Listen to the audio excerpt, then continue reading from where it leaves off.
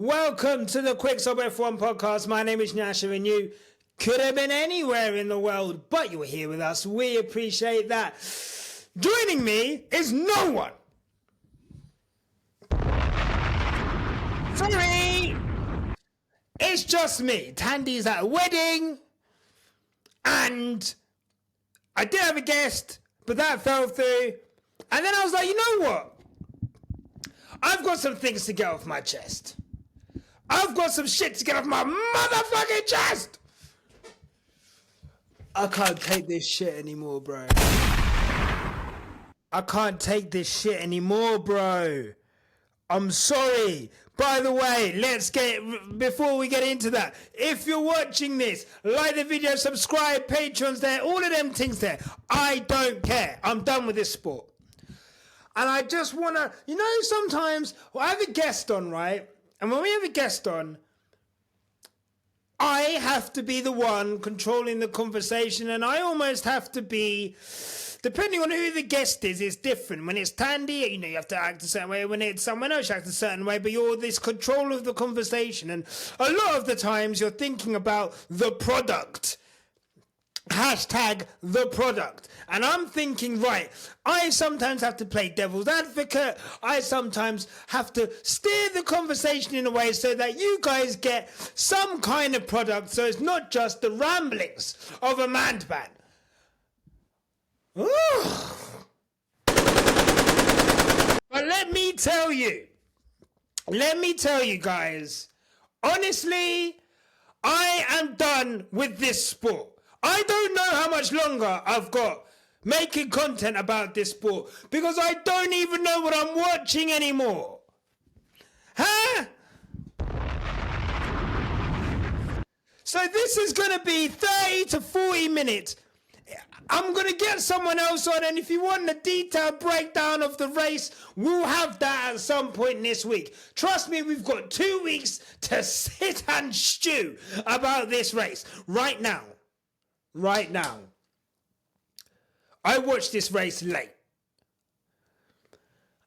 And I'm now coming to you with these opinions. And these are opinions I've had about the sport for a while. And I just want, if you're listening to this show, I don't care who you support. I don't care if you support Lewis. I don't care if you support Max. I don't care if you support fucking Gabriel Bortoleto. I don't care if you support Fernando Alonso. Even you guys are welcome in today. Because we have one common thread that binds all of us. No matter who we support, no matter where we come from. And it's that we love Formula One. Right? But I don't know what I'm watching anymore, and it's been the case that I don't know what I'm watching anymore since post-summer break 2021. And I just want us to leave all biases at the door. I want us to leave all tribalism at the door. If you can't leave your tribalism at the door, don't show your face in my fucking comment. If you're going to leave a comment today, make sure that comment is done with the tribalism left at the door. Let's talk wheel. I want to talk wheel. I want to talk the principles of racing. Because what we're getting in Formula One right now is fucked. Now, having said all of that, let me preface this by saying, if you're watching this for the first time, you may not know who I am. My name is Nyasha. I started Quick Stop F1. I am a massive Lewis Hamilton fan. Make no mistake, Lewis Hamilton is the greatest driver of all motherfucking time. Don't piss me. I said Lewis Hamilton's the greatest driver of all time. Don't piss me off. Okay? So, obviously, my ire is rooted in the events that I saw at the Mexican GP this weekend. But I think there's a growing issue in this sport around stewarding and around racing rules and around how the stewards apply the racing rules. And it's ruining the product. It's ruining the product. Because I don't think, other than Lando Norris, I think you could go through that, other than Lando Norris and Ollie Behrman, I think you could go through that top, and Charles Leclerc, I think you could go through that top 6, and each one of them, top 6, 7, and each one of them would take issue with some of the things we've seen this weekend. I think this weekend was a real low point. And it always happens when... Let me tell you now, yeah, I've been so disillusioned with the sport this year. I've had more important things to deal with. So it's been hard to put my all into this sport and to the content creation. But at its heart, for all of us who watch Formula One is this escape that we have from our real lives. No matter what we do, no matter what we're going through in our lives, Formula One is that 2-hour escape where we get transported to a faraway land most of the time. For 20... unless you're fucking Italian or American. For 23 out of 24 races... it is in a country different to yours. It is in an environment different to yours. You are being transported across the world from fucking March to December. You're transported across the world into these venues of high glamour, high stakes, drama, engineering, technical precision, driver precision. What a sport that we have fallen in love with.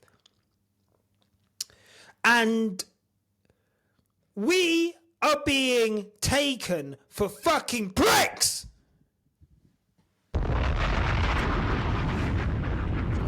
They're taking us for pricks, guys. They're actually taking us for pricks. Because it doesn't matter who you support right now. What happened at turn 1 was diabolical. Right? And we'll get into that. What happened between Max and Lewis was diabolical, but the effect that had on George, who's also, whatever happened with him at turn 1, diabolical. Liam Lawson nearly running over people in the fucking racetrack, diabolical. VSCs put out for cars that are off track, whether they're smoking or not, off track, slowest part of the race. Fundamentally, guys, this sport is taking us for pricks, and it's been taking us for pricks for a while. And the problem is now, I don't believe the bullshit that they're selling. I'm sorry, I don't. I don't. From the first corner to the Lewis incident to the VSC, whether those things, you know, there's a quote in what's the film? Don't Look Up. And I always use this quote because it's so applicable to everything. And I think Timothy Chalamet and his friends in this film, they're talking about how the government, they've got all these conspiracies about, the government are doing all these weird things. They're orchestrating this, palaver to pull the wool over our eyes because what they're doing in the back is so sinister that, they're controlling us and all of these things. And I think Jennifer, I can't remember her surname, apologies, but the woman actress in that in a film, she then goes, the truth is simpler than that, and they're just fucking idiots. And for a long time, that's how I felt about the FIA. They're just idiots. There's no conspiracy. They're just fucking idiots. At the end of the day, these are a lot of the time people who are volunteering. Do you understand? From stewards. From stewards at the racetrack to stewards in the FIA who go to the races, other than their travel and accommodation and a little bit of money for food, maybe some strippers. And I doubt it's even that much money given the performances they give us on a Sunday. They are volunteers. Think about this, yeah? I'm going to search F1's value right now. What is the value? Is the value of Formula One? Formula One is currently valued at $24.26 billion US dollars.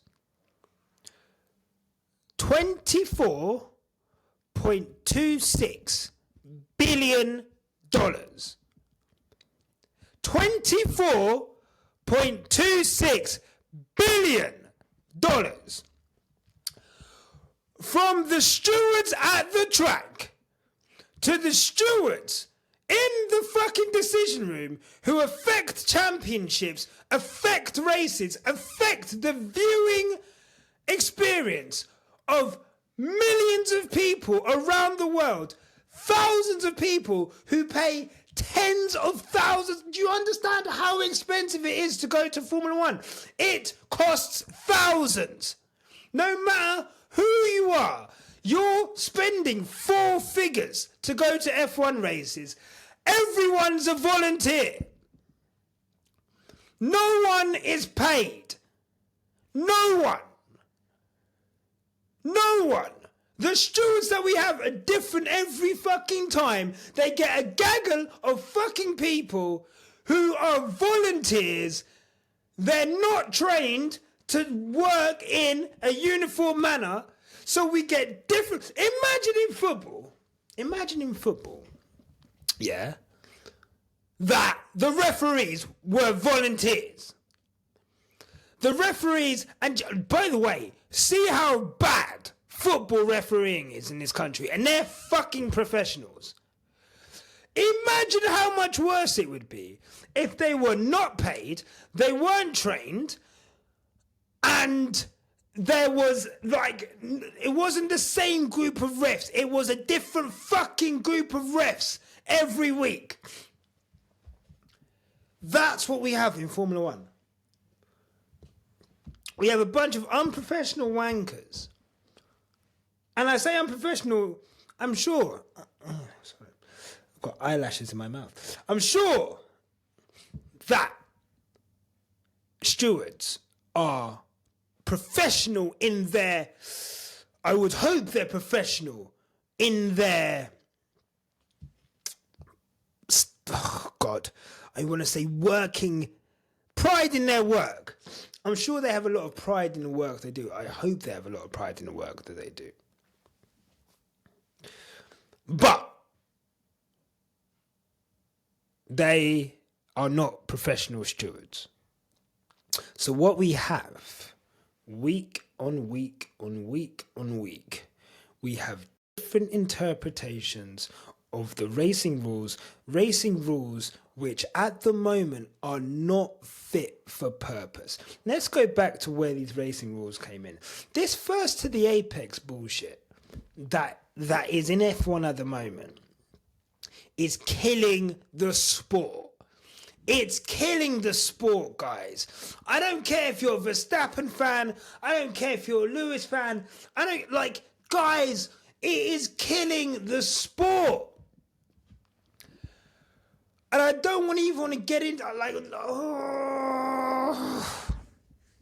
it's killing the sport, guys. Overtaking should be a dance between two gladiatorial competitors where the spirit of racing needs to be respected so that it can be done safely and it can be done so that there's competitiveness without simply barging into each other. What is it that this sport has got to the point where you could bang into someone, send them off the track, and it doesn't matter because you got to the apex first. Nothing about being in control at the apex, nothing about actually trying to make the corner. It's simply about getting to the apex first. That is not racing, guys. Guys, that is not a product. I don't care who you are. That's not a product you want to see. And I get it. Some of you prefer it because that's your driver's style, and that's fine. But I just don't think that is the correct way to go racing. Where basically overtaking around the outside is finished now. That's done. It's impossible to do that. To the point where people are getting penalties because the car on the inside is bashing the car on the outside, trying to overtake them. And I think that's Carlos Sainz and Liam Lawson. That whole fucking palaver. Which is ridiculous. And again, two drivers that I don't even support. I think that was ridiculous. We then get to Lewis and Max, and we'll get back to that. First corner. This whole first corner. Number one, Mexico, get some fucking gravel. It's enough now. It's enough. It's enough. And a lot of you, I know some fans are, yes, Lewis Hamilton, 2016, he got away with it. He shouldn't have got away with it then. Put some gravel down. Why is there a manicured lawn on the... Like, it happens every fucking year. Every year. And now people... It's got to the point where people are doing it on purpose. I'm so sorry. Max Verstappen knew, being 4 abreast of that corner, he was never going to make that fucking corner. Fair play. He nearly sent it into the wall. But would Max Verstappen go four abreast if there was gravel on the end there? I don't think he will. But he gained an advantage doing that. Charles Leclerc. And like, again, this is without... If this was the other way round... Although I would be happy my driver benefited from it, I would still say, man, he gained an advantage out. And I think out of all the drivers in that situation from first to fourth, the most egregious of turn one incident at that corner was Charles Leclerc. Hands down. Now, I'm not saying Charles Leclerc, and I think people are taking two parts of the corner and then they're kind of conflating things to say. First part of the corner when they turn in, 100% take avoiding action. You've got Max to your left, you've got Lewis to your right, you're in a sandwich. How those four didn't make contact is incredible driving. That particular section, that initial turn, I thought it is inevitable. Someone's front wheel is going to touch someone's back wheel. Someone's going to go into the other. I thought that was incredible driving from all four. Max Verstappen had to do what he had to do, although why you would put yourself there in the first place. 3 into 2 doesn't go. 4 definitely doesn't. But okay. Max goes on his way. Charles takes avoiding action, should not have hit his teammate. So happy that Charles did not hit his teammate. However, in taking avoiding action, Charles Leclerc then runs wide. And on that wide running, Lewis is ahead. Like, fuck the apex. They're round the corner on their way to the second part of the chicane. Charles Leclerc is behind Lewis. You cannot... The moment Charles Leclerc takes to the grass, he's behind Lewis. End of discussion. He then goes off and comes back ahead of Lewis. Now, for me,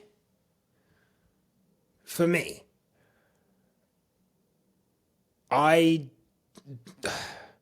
can understand why, and this is, again, what are Ferrari going to do in this situation? If I'm talking with my F1, how do I describe it? If I'm talking with my F1 neutral hat on. Watching as a neutral. Sorry, I've got wine in a tumbler. I'm stressed out!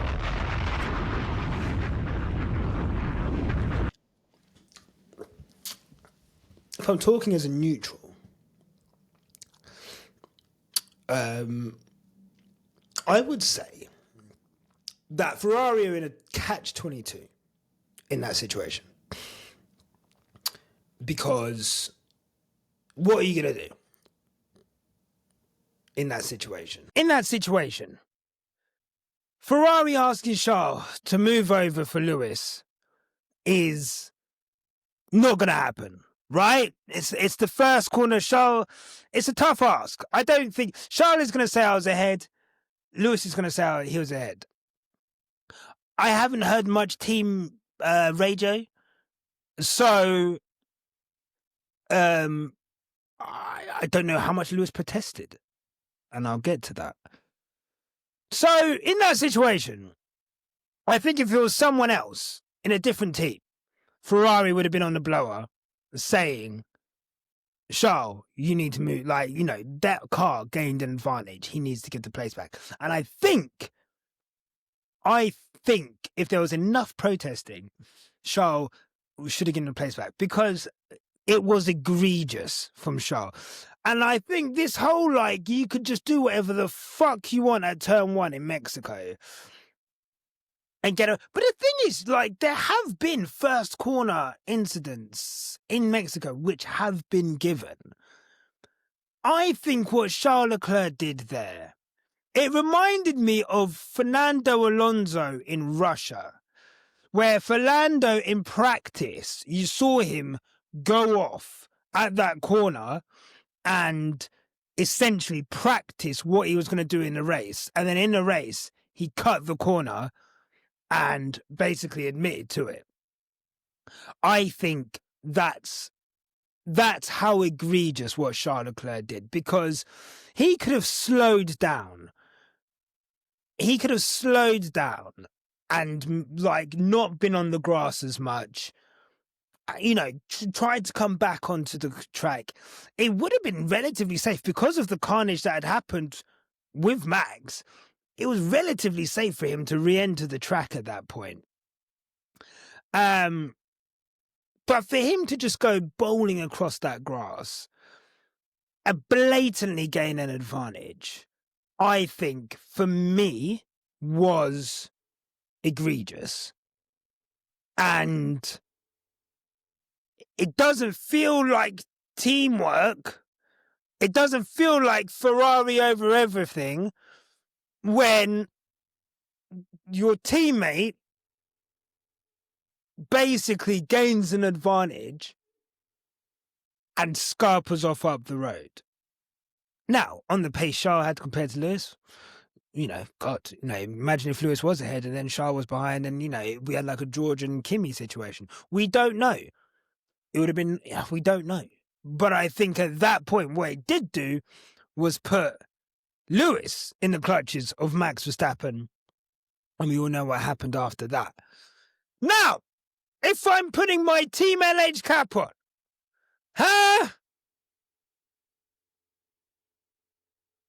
if I'm putting my cap on for the... Where's the pause? Oh my God, enough. Oh my God. Sorry. I don't know what's going on with my... I'm just going to have to... Yeah, that went on for a while. If I'm putting my hat on for the greatest driver of all time, who I support, I'm uneasy about this Ferrari situation. I'm not going to lie to you. I'm a little bit uneasy, bruv. And I'm not uneasy because how do I put this?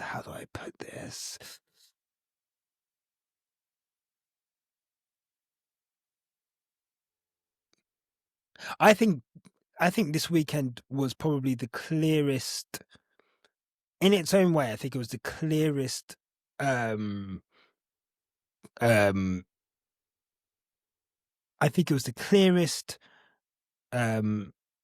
indicator that this is not Lewis Hamilton's team. This is Charles Leclerc's team. Because there is not a chance in hell that Charles Leclerc was getting asked to move over there. And why would they? Why would they? They don't need to, really. Doesn't matter if Lewis is ahead, Charles ahead. They're both, they're second and third. So who gives a fuck, to be honest? And they're probably not going to want to make noise about Charles giving a place back, because if he starts saying no, then the FIA start looking into it, right? So you have to consider that. What eats at me a little bit, and again, I don't know what was on the radio. I want Lewis to be more selfish, guys.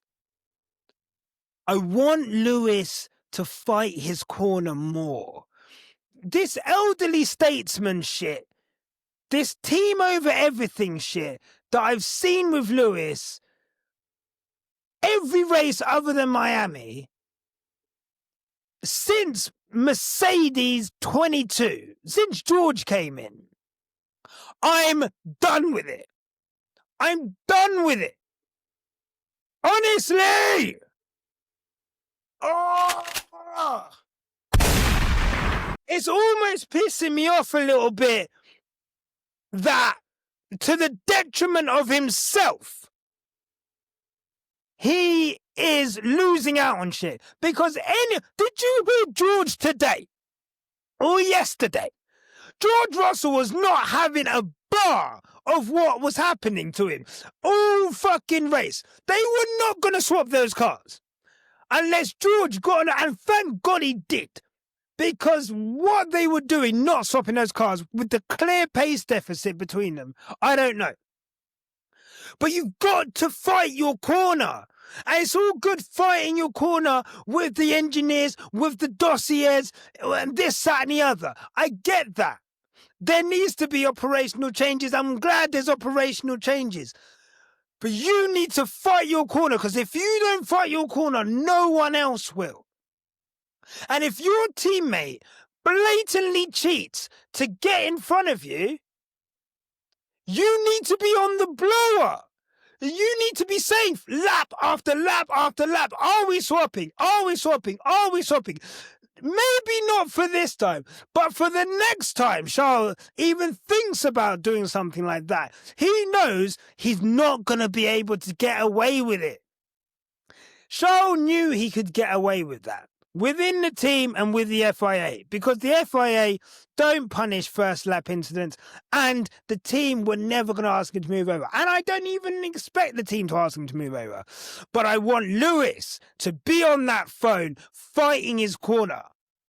You're the only one who can fight your corner, Lewis. Stop.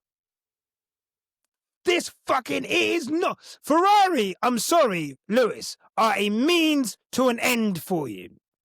They are not your familia. They're not your friends. They're not your pals.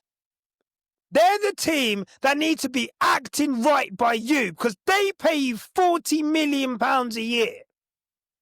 So if you're getting fucked over, you need to be on the blower saying, I'm getting fucked over here. What are we doing here? Lando Norris doesn't give a fuck about getting on the blower about Oscar Piastri. Oscar Piastri even has the balls to talk about Lando Norris when he needs to. Lewis Hamilton, you need to do the same for Charles. It's not happened enough this season. It's not happened enough. And for me, I'm not blaming Lewis for that at all. It's not his fault that the team are never going to do that. And I'm not saying that that specific incident is proof of skewing towards Charles, because they're damned if they do, they're damned if they don't. And I don't think, operationally, I don't think it was the best thing to alert the FIA to the fact that one of their drivers had just blatantly cheated. But you need to get yours. You need to get yours. And you're not going to get yours trying to play the team fucking game. And Team LH, Lewis Hamilton, Lewis, you need to be more cult LH. Fuck Team LH. Respectfully. That's why I did this podcast on my own today, because it's not Team LH time today. This is Cole LH time. I'm not here to be reasonable. I'm sorry. I'm sorry. I'm in a fucking cult. My leader's Lewis Hamilton. I just saw some shit this weekend that made my blood boil.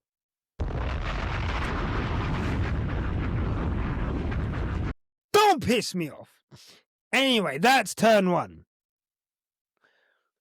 This Verstappen incident. This Verstappen incident. These two are never going to be able to race each other. One. I don't think Max. I don't think Max. I can't remember the last clean overtake Max Verstappen pulled on Lewis Hamilton.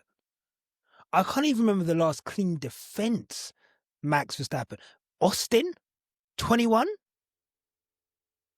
I mean, I'm sure, and I'm talking about when they've got equally yoked cars. I'm sure, you probably think to Zandvoort, 22, zooming past him on the straight. Even 21 Abu Dhabi, he sent him wide. I genuinely can't remember the last time these two in equally paced cars just fucking raced each other normally. And every fucking time it's Verstappen, bro. Hungary last year, I will even say Lewis turned in early. Max did dive bomb. I think it was Max dive bombing and then Lewis turning in.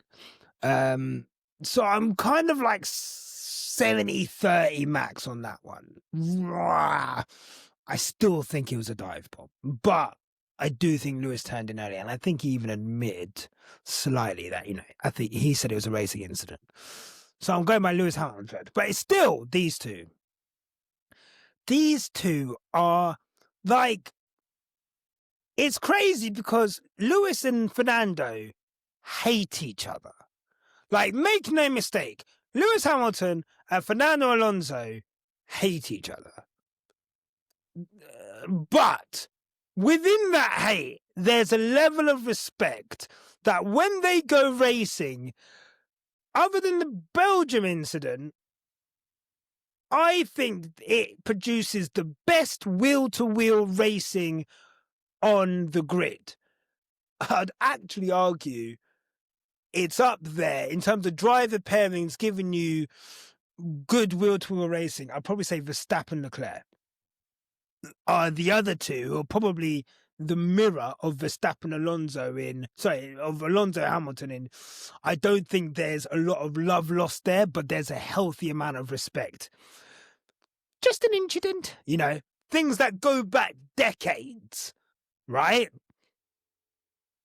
But there's they'll race each other hard again with those two, other than the Austria incident. But I think the Austria incident was the groundworks for Charles being like, okay, if that's what we're doing, then fine. As much as Fernando Alonso and Lewis Hamilton hate each other and there's a respect there and they're able to race each other, Max Verstappen and Lewis Hamilton have zero respect for each other on track. That is it. Neither of them are yielding. They're not yielding. Between now and the time Lewis Hamilton decides to not step in a Formula One car, him and Max Verstappen are going to touch every time. And I'll be very honest with you, the person who's on the inside, most of the time, initiating contact is Max Verstappen. And I get it that... How do I describe this in a different... Max Verstappen overtakes in the same way that...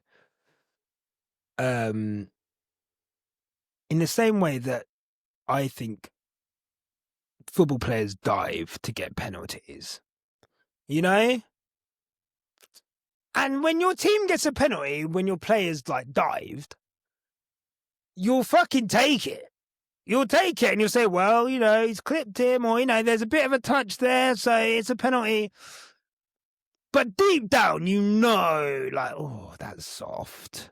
That shouldn't have been allowed. That's not really within the spirit of the game. But that's the way the game is refereed. Max Verstappen, I don't know how the rules changed to stop Verstappen doing Verstappen things, and they've, fair play to him, he's now gone more Verstappen, and they benefit him even more. He's perfected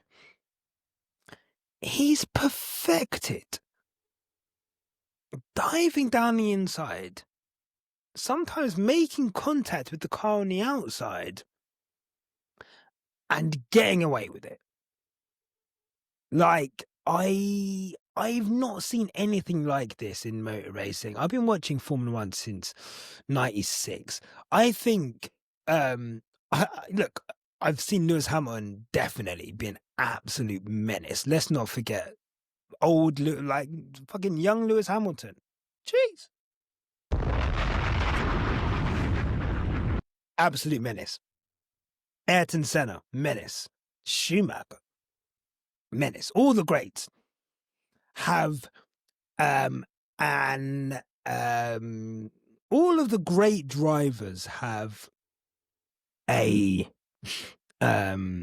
fearless attitude to overtaking. You know, either yield or we crash. And I think at each point of their careers, all of the greats, the greats, Senna, Schumacher, Hamilton, I guess we're saying Max now, had that or have that, right? I think Lewis's racecraft has improved considerably since those days, because I don't think he makes as much contact as he used to when overtaking. I think he uses different lines now. I think Lewis Hamilton, if you talk about like what's a classic Lewis Hamilton overtake, for me, a classic Lewis Hamilton overtake is probably Norris in Austin a couple years ago, when he was just lining him up, different lines. He had Norris offline several corners, and then finally he does the switchback on him. At the first corner in a masterful way. That's new age Lewis Hamilton. I think that's how, and I think Charles Leclerc, there's an interview where he done where it's like, you know what to expect with different drivers. Lewis, the way he tries to overtake is through different lines that he takes, whereas other people, you have to be very much more aware of how they're coming and how they're going to overtake. Max Verstappen, what's a typical Max Verstappen overtake? And I would say that what we saw at turn 4 is a classic Max Verstappen overtake, which to some extent is within the rules. But this is where I've started to fall out of love with F1 a little bit. Again, I've seen Lewis Hamilton do this. I think me and Shez spoke about Hamilton 2015 Austin, that move he pulled on Nico Rosberg first corner. You know, that was egregious, right? So I'm not saying Lewis Hamilton's never done it, right? I'm just saying, like, I want us to stop this thing with tribalism where someone's making a point and then we straw man an argument out of the sky for someone else, right? Let's talk about what we're seeing recently. I think that move for Max Verstappen, the sequence of what happened, right? I'm gonna get it up now, right? And then I'm gonna kind of talk through it as I see it, right?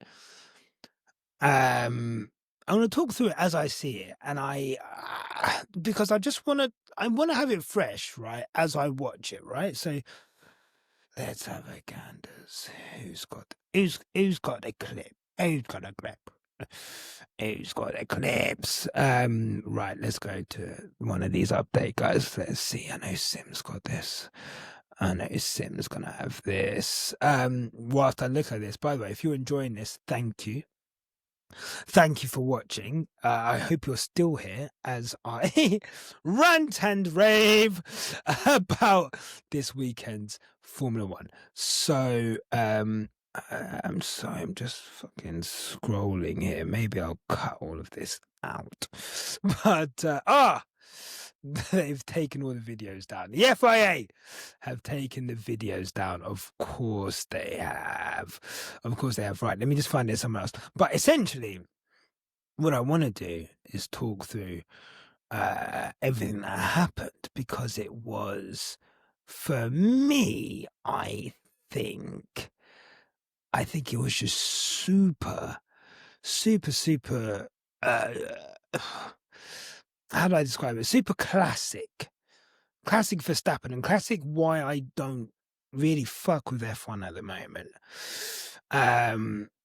Because I don't know what I'm watching, and things that I used to how I understand the sport, I feel like I don't quite understand the sport anymore, and I don't think I enjoy the sport anymore. And I think that's what's annoying. Right, here we go.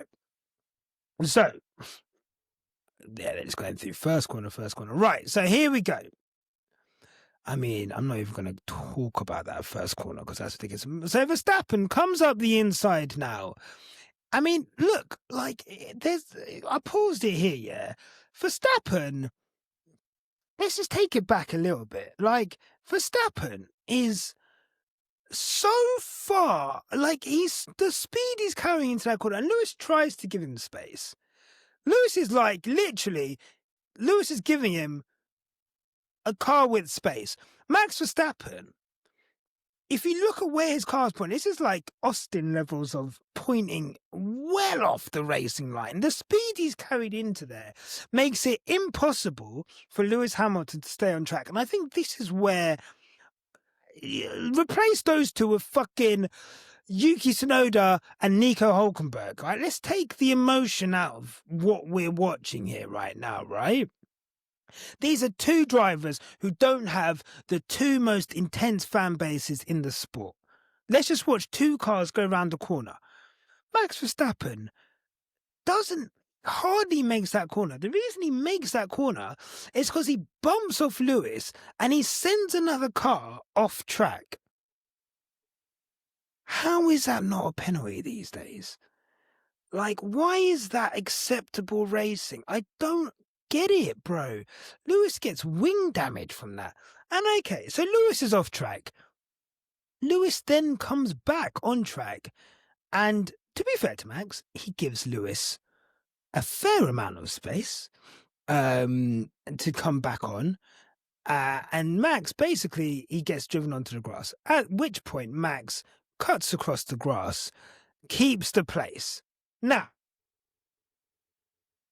who should give the place back in that situation? In my mind, if someone comes from behind, doesn't make the corner, knocks the other person out, I mean, I think he just about stays within the track limits, which is, I think, the thing that saves him. Lewis then comes back on. Let me just go back and see if Lewis was ahead. At the point Lewis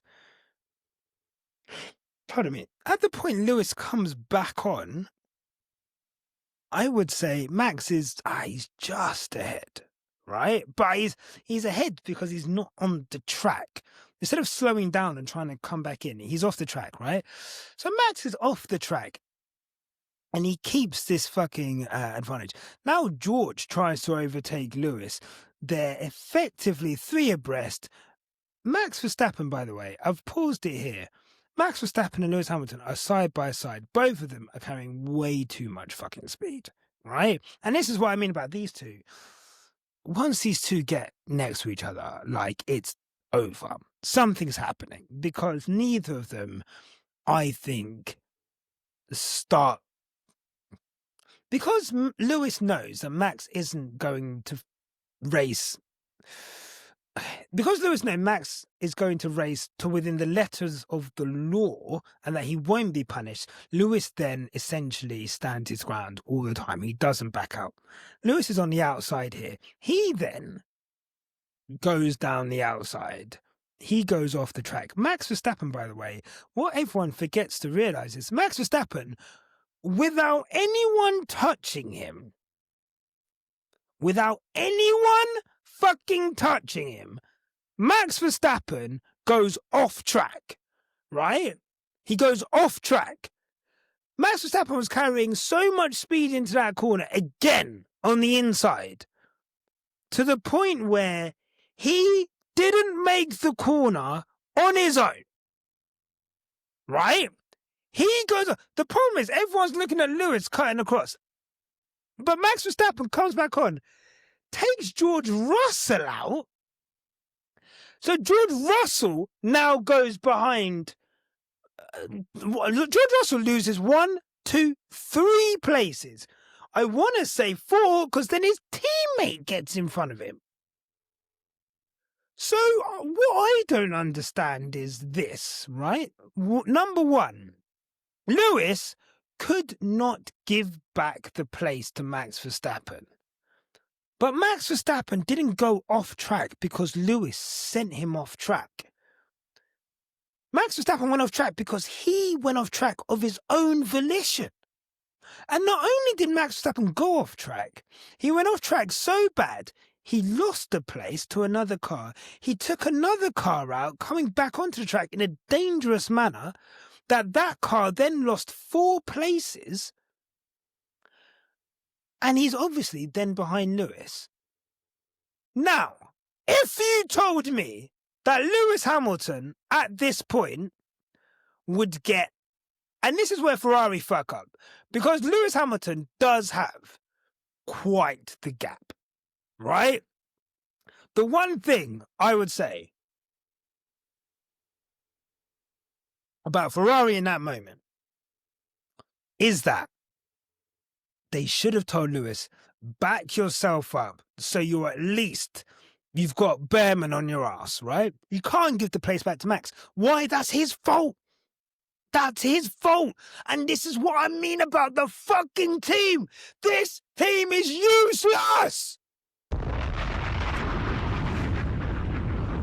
How are you playing the game with Charles, but you're not playing the game with Lewis? Tell Lewis, get your ass back. I don't care what's happened with you and Max. Bring your ass back. Get a Behrman on your ass and say, look, I've tried. Because we know the officiating for Lewis is going to be different to the officiating for Max. 10 seconds for Lewis Hamilton in that situation is fucking egregious. I'm sorry. Absolutely. And I don't know how much longer this podcast has. I'm not going to lie to you.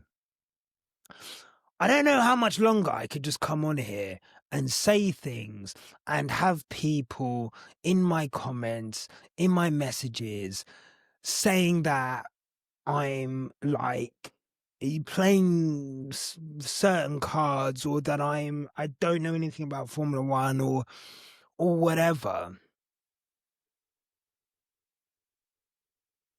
10 seconds for Lewis in that situation is some of the most egregious officiating I've seen for a long time.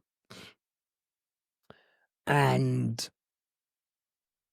the thing is, if you're not a Lewis Hamilton fan, I'm going to just give you like a flavour of what Lewis Hamilton fans go through, right? And I understand, yeah, we are intense Lewis Hamilton fans. Some of the things I've seen from fellow members of Cult LH following this weekend has been pretty bad. But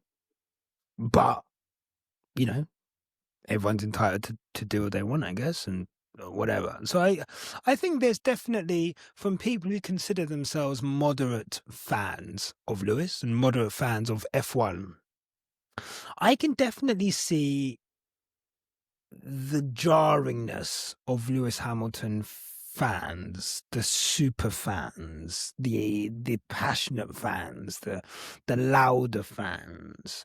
I can understand how you would feel about those, and therefore anything that these people say to you in your own mind is tainted with almost a kind of it's almost, dismissed because you don't think it's coming from a rational place.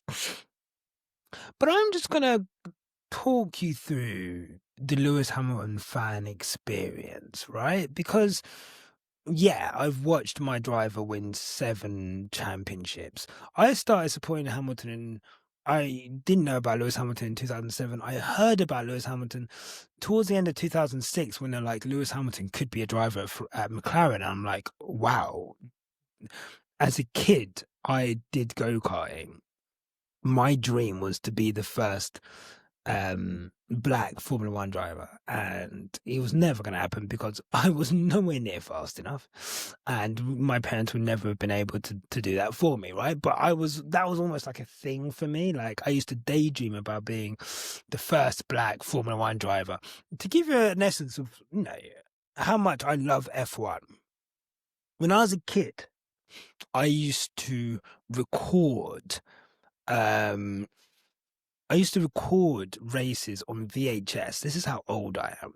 I used to record races on VHS, and then I would watch them back with the sound off, and I would pretend to commentate, which is probably why today I can talk for an hour and a half about Formula One on my own, because I used to do that for fun as a 7, 8, 9, 10-year-old kid.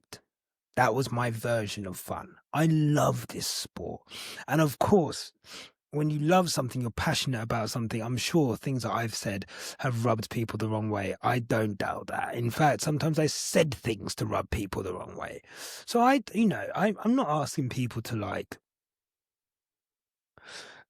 empathize with me. You don't have to empathize with me. But if you're willing to, I want you to take a quick walk with me. Being a Lewis Hamilton fan is being in a constant state of paranoia about the sport that you're watching. From the moment this kid came onto the grid, I can't describe to you the level of scrutiny on this guy. Everything about him heightened. I would compare it to, if you watch football, if you're aware of football, look at how the press treat Raheem Sterling and Marcus Rashford compared to how they treat Jack Grealish, Paul Gascoigne, kind of compare and contrast, right? That's what it was like with Lewis. So not only have you had media scrutiny at a level which is so high on every small move he makes. Now, were there things that he didn't help himself with? Definitely not. Putting your fucking teammates' telemetry on Twitter, not great. Some of the things he was doing on Snapchat, not great. Some of the things he did in 2007, not great.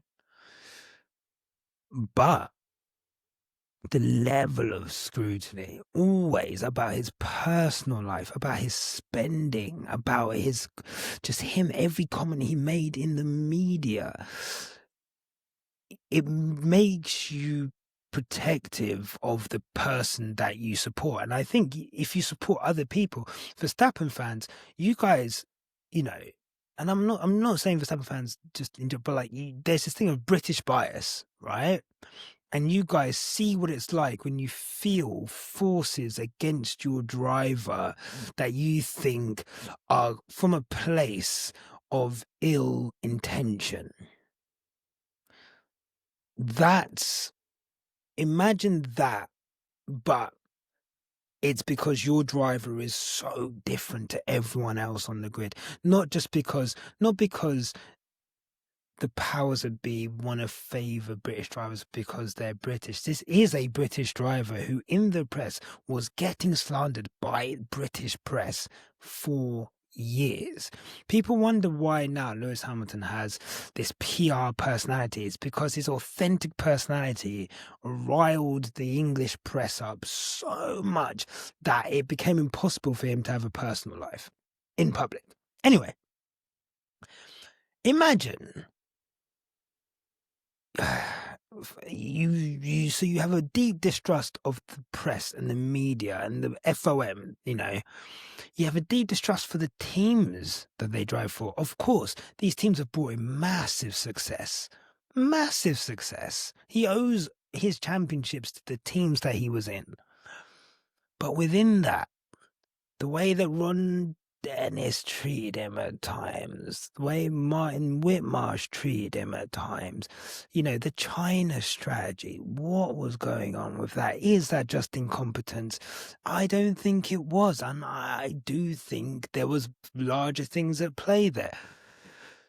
Some of the things Martin Whitmarsh said about Lewis in the run-up to Lewis leaving, and then afterwards, and obviously, we know all about how it was with Nico Rosberg and how it was in that team. I think Toto was willing to get rid of Lewis to keep Nico. That's how bad things got. Then you fast forward, obviously, to the divorce of Mercedes and how that went. And again, Lewis is not without blaming this, but I say this to say, up until 2021, there was, I would say, a subconscious paranoia about the sport, right? I think that post Abu Dhabi, well, not even post Abu Dhabi, I think post summer break 21, I mean, the whole 21 season, to be fair, but there were some things that Lewis kind of benefited from. If we were going to break it down, the timing, I'm not saying this was, but the timing of the red flag in Imola, and you could argue even, the first corner in Abu Dhabi, if we're going to talk about things that Lewis potentially benefited from, right? But the level of, I would say, manipulation of what the racing rules are and what they were allowed to be morphed into for the benefit of Max Verstappen in that situation, I think even the most hardened Verstappen fan would argue that he got away with a lot that season. And that, and that Lewis was not penalized, but the wing issue in Brazil, like, how crazy that is. And even being sent to fucking Mars in Brazil via Verstappen, Jeddah, like all of that. And obviously we all know what happened in Abu Dhabi. And especially because of Abu Dhabi, there's a deep distrust of the sport in relation to how Lewis gets treated, especially when it comes to Verstappen. Whether that, in your mind, if you're not a Lewis fan, whether that in your mind is fair or not, that's fine. And I hope that me discussing this in this way, I've tried to come across not as partisan as possible, but trying to relate to you as a Formula One fan and just saying, put yourself in the other person's shoes for a moment. Maybe you can, maybe you can't. The problem with a lot of you is that you don't actually see some of us as human, and that's another issue for another day.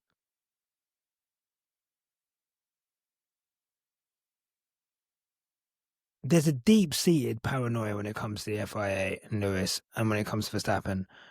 And I think this weekend, you'd think that the wounds of 21 would um would um almost heal. They should have healed by now.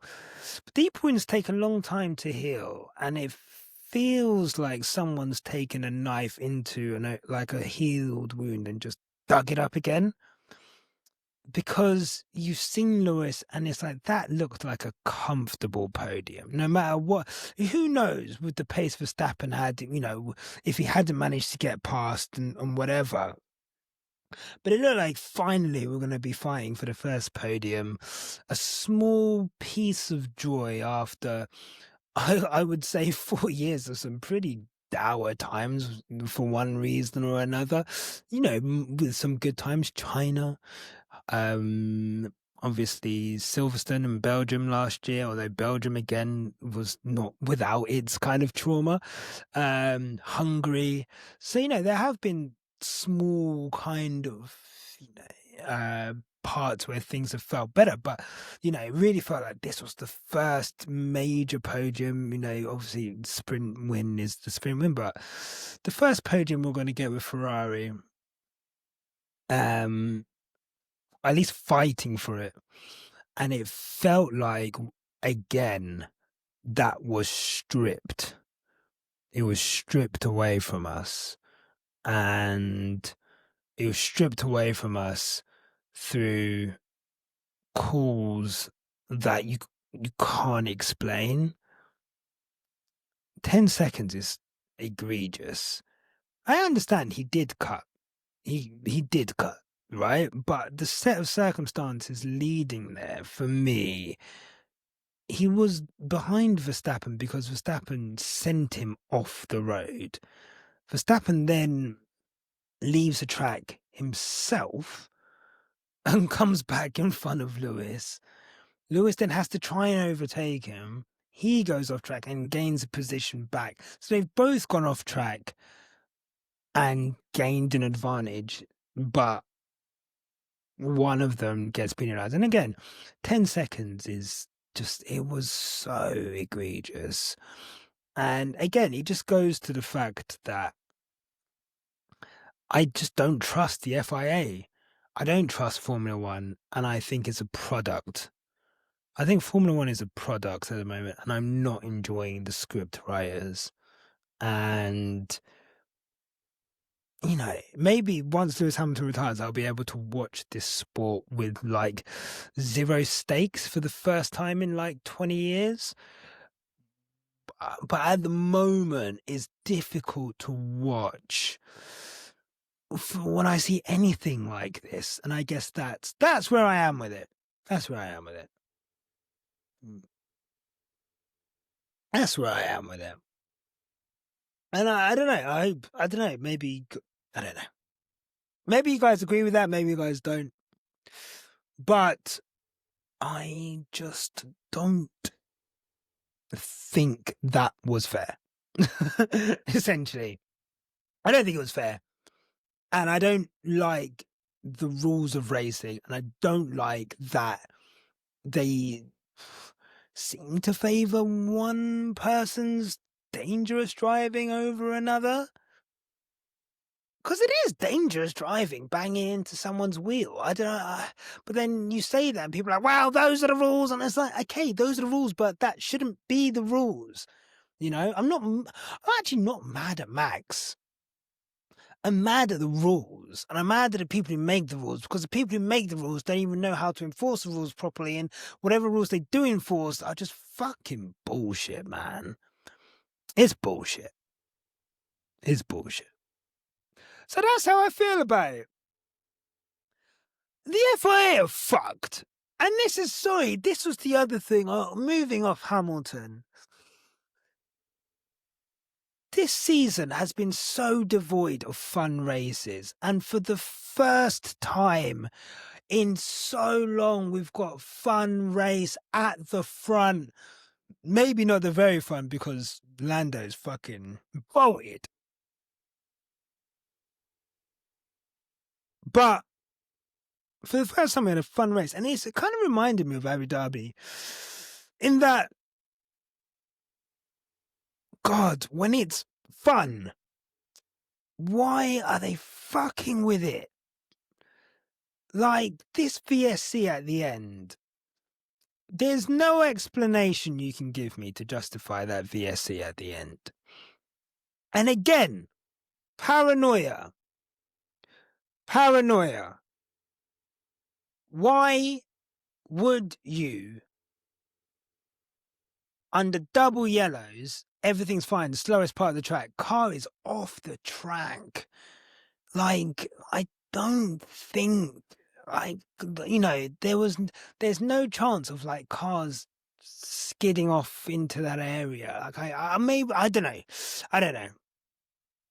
But again, maybe it was the right thing to do. Maybe the fucking VSC was the right thing to do. The problem was, it felt like the wrong thing to do because I don't trust the governing body to manage this sport in the correct way and to not do things for the benefit of championships, for the benefit of, I don't even want to say entertainment, because that was like gearing up to be the most entertaining fucking thing ever.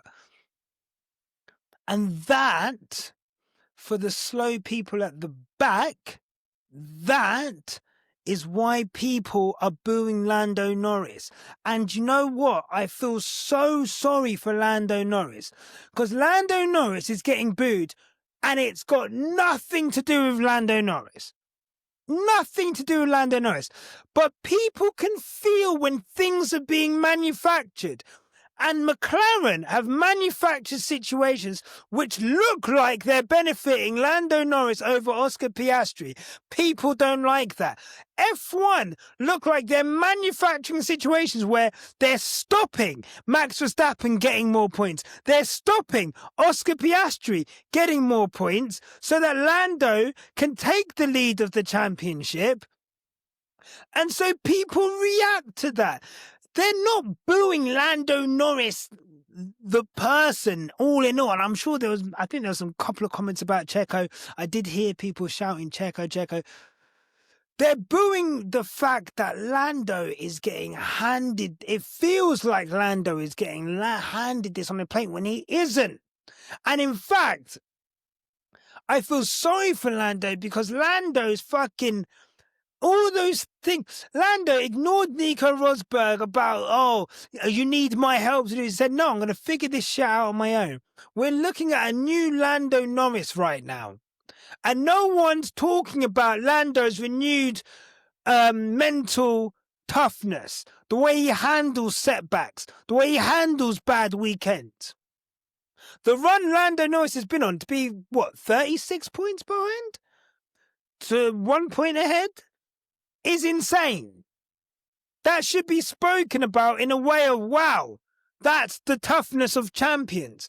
But we're not talking about that because the sport ruins the experience of the viewer again. And I'm done. I'm done with it. I'm done. So we'll see past this season, genuinely, if this podcast continues, because I just don't enjoy watching F1 anymore. It's not because I don't enjoy watching F1 because of Lewis, right? I started watching F1 before Lewis Hamilton was even in a fucking go-kart. Like, let's be fucking serious right now. Or maybe when he was just in a go-kart.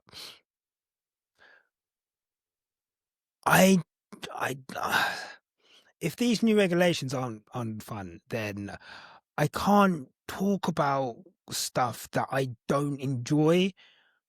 And I feel like talking about things that I don't enjoy or I don't understand or that it's taking me for a prick, I'm just like, wow, you know, what is the point? What's the point? And I for sure it's melodramatic. I know it's melodramatic, right? But when you put a lot into something, you want something back. And I don't feel like I'm getting back what I'm putting into F1. And sometimes I just want to watch F1 and fucking just ignore it for 2 weeks and then watch the next race and then ignore it for 2 weeks. I hate the fact that you can't have a civil conversation about F1 anymore. I hate the fact that you can't say anything about anyone without a ridiculous person saying ridiculous things to you. I'm not gonna lie to you. Like, since I've come back, we've had so much fucking shit. And I'm sorry to just bring all this shit back up, but like, it's just like I'm scared to even say what I really think now because it just gets so intense so quickly. Maybe because we've grown and, you know, our voice travels, but you know, me and Tandy both, it's just like, I get on this microphone, I get nervous to do this podcast now. So I'm like, what if I say something that results in me being fucking absolutely racially abused Dale? Or what if I say something that results in me just being fucking topic of the day on Twitter when I'm just trying to fucking make a point? You know? I don't know. It's weird. It's a weird one. Maybe I'm not as mentally strong as I thought I was. Maybe I should have had more grace for Lando Norris and everything he's had to put up with, you know? And I have. I definitely do. So, anyway, I say all of that to say that's the end of the podcast. I hope you're taking care of yourself, whoever you are listening to this podcast. I know this weekend was a weird one if you're a Lewis Hamilton fan. If you're fucking... God, George Russell fan. If you're, I'm sure there's loads of people who kind of come away from that just thinking, what the fuck have we just watched? The stewarding issue needs sorting. But I think the cool thing is we have each other, right? That's what keeps us going. You guys at the other end of this microphone, you guys keep us going. And I'm so happy for the support. Thank you guys for the support. Thank you for the kind messages. Thank you for everything you guys have ever done with us. Thank you for the patience that you guys have had with us. And yeah, I think I'll come back with a normal podcast this week. and we can actually have some analysis. And we'll go from there. But until then, remember, no matter what life throws at you, keep it on the black stuff. Until next time.